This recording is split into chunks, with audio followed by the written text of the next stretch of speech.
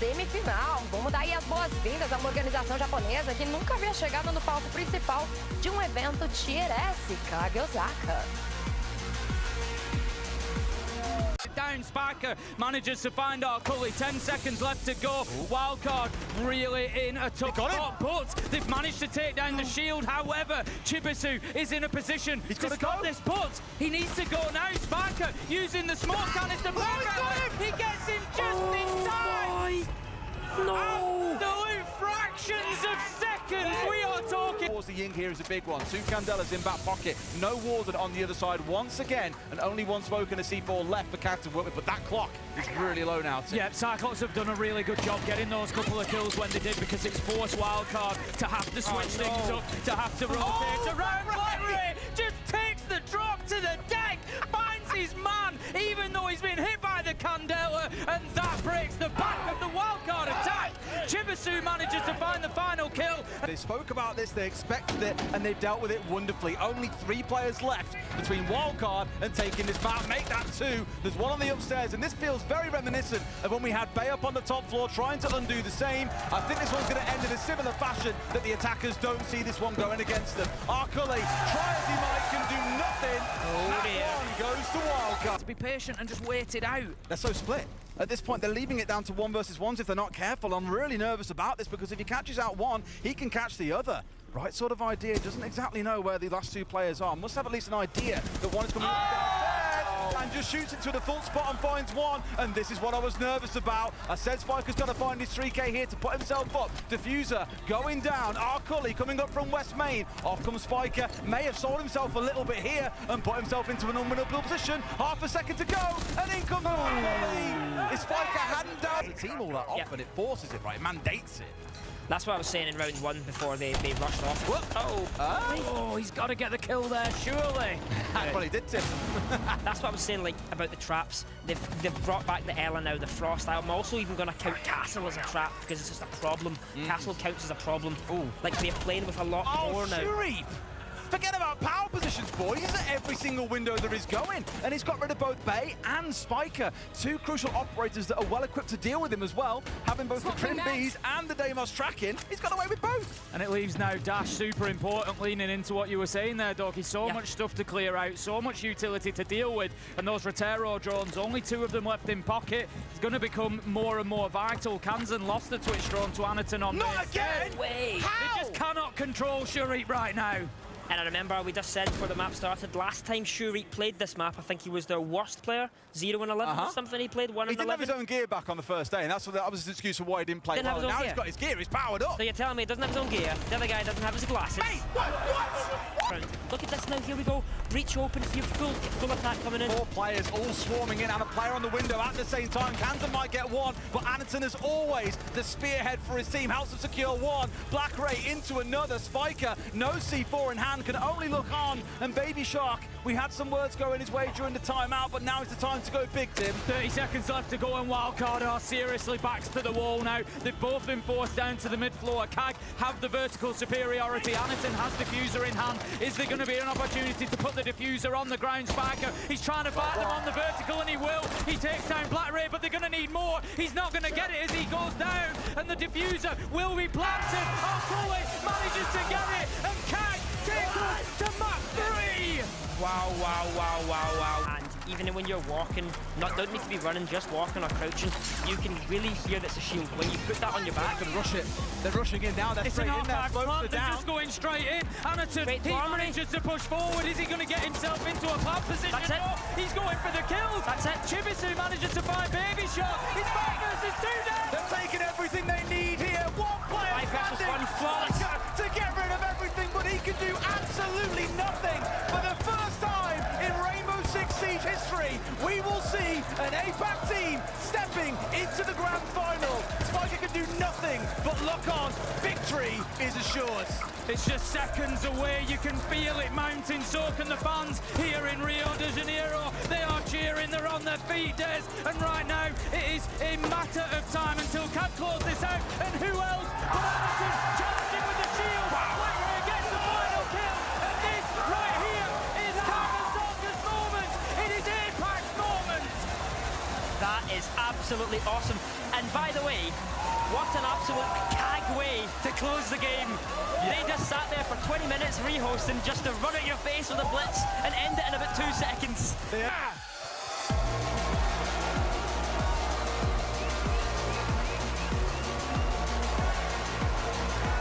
Eles não têm medo de nada. Eles se autodenominaram carrascos de brasileiros, venceram a Elevate, a Liquid. Será que o feito vai se repetir hoje? Os estreantes de palco Tier S estão muito confiantes.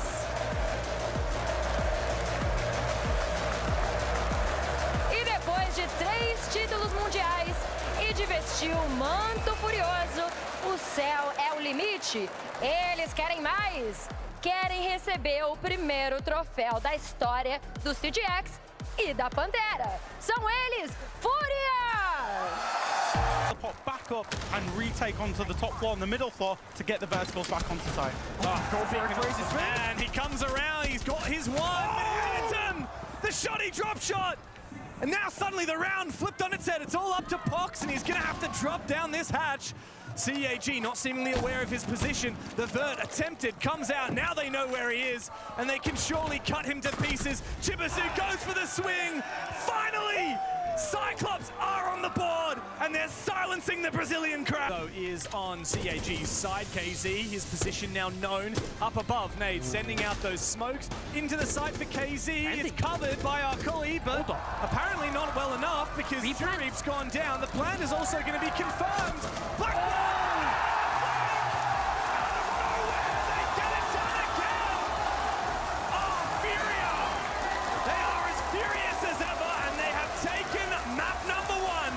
It does.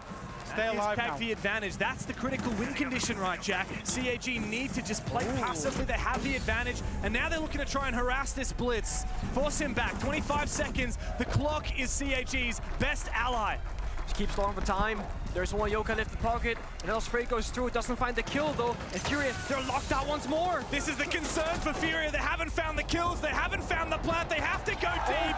But a kill from Philippox. They open the floodgates. Cag now, all they have to do is find this poor blitz planting on the side. The injure and the kill to come confirmed from Shurib. And Cyclops get themselves into 9 lines of sight. This could work in the favor of Cag if they can blind nade and run deep towards the bomb side. They have smoke grenades as well. They can still make this happen, but I don't want to see them go for a plant attempt. You gotta get at least one kill, then play the 2v1. Oh, and they know exactly where KZ is. That's some good pre-place drone work. But guess what? It enables Nade to go aggressive. The Incandela detonates at the perfect moment. Anaton, though, has he made his way inside yet? Is he able to regroup here with Blackray? 7 years these two players have teamed together on Cyclops. All they need to do is find Nade, the lone Brazilian, holding onto the side and looking for a chance to send his team to a 2-0 lead here in the grand final. And Nade just has to wait. He sees one, but Blackray denies it. Not today. That there could be potential for. They have Warden to see through smokes. They have then the Fenrir mines rather to stop any injuries. Will they just try and brute force this? Like, very risky. Believe there has been some denial up above. KZ, though, protected by his keeper barrier. Absolute genius. He protects his position. He enables that swing and the denial of that plant. Now Anaton is down. Another keeper barrier makes things awkward, but Chibisu has fought back. Traded again. These evil eyes now reactivated, and the fire comes to life in the side. Hertz takes the opportunity to go for a swing. Arkuli and Blackray again. The OGs left to duo it out with 16 seconds left in the tank here. And Furia, all they've got to do is wait. And they've got plenty more utility to hold on to. Arkuli from the rear side. Nade and Philippox to shut it all down. Furia 2-0 in another grand final. And Cag cannot get themselves in it. The Brazilians pop, V4 cam as well. He's got to keep aggressing. Deep from Chibisu, and it forces Nade back. He knows about it, and he composes, looks for a chance to try and find the kill.